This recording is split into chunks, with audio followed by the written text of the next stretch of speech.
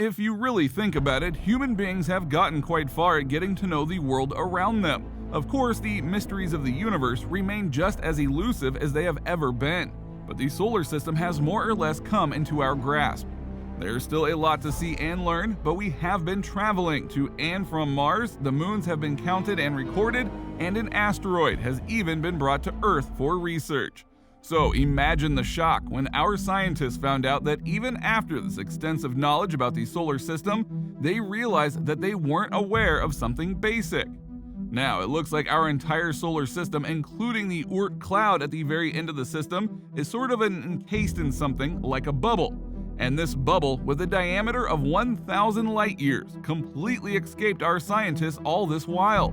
With the sun at the very center, this is like the house that our solar system sort of lives inside.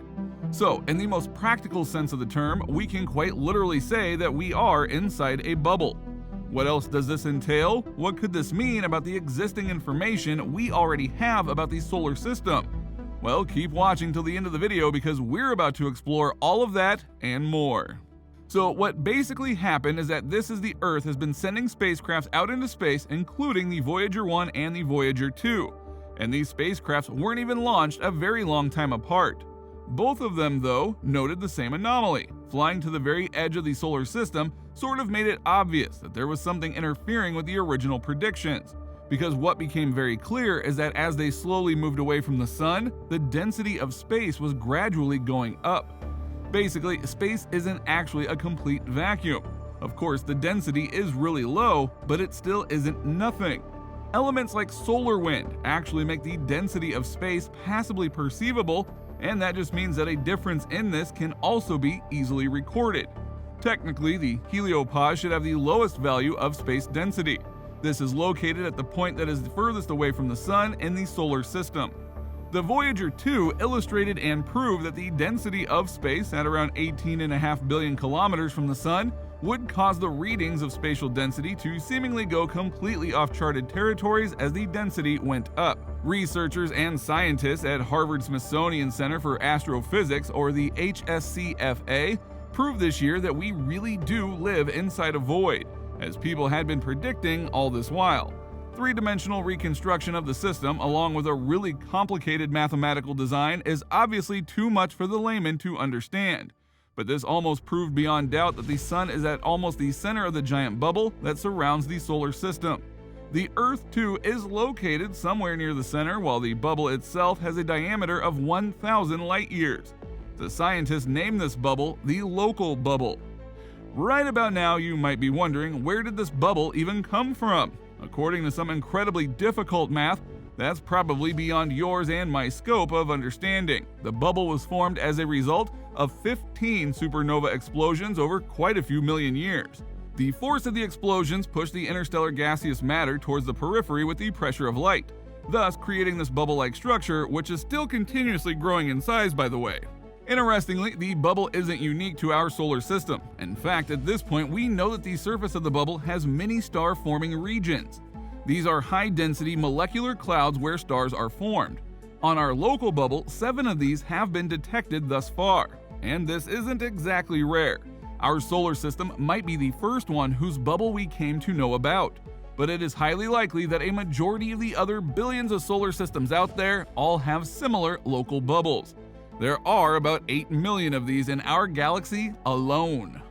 Now, why exactly does the density begin to go up at the edge of the Heliopause? Well, beyond the last planet of the solar system, which is Neptune, lies the Kuiper belt.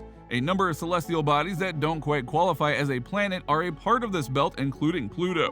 Beyond that is the Heliopause, and right here is the place that we have been discussing all throughout this video. Yes, this is where the density actually begins to record higher values. It's basically just that solar plasma collides with interstellar plasma in this region.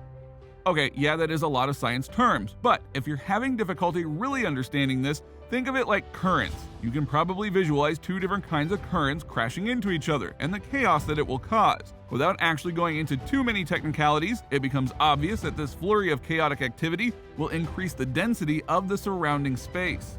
Now, it may seem like this is huge only to space science enthusiasts.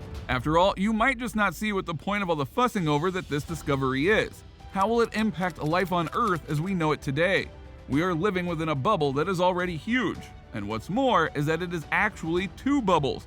One is the local bubble and the other is the heliopause, and it has been this way for millions of years. So how does this make any difference to us?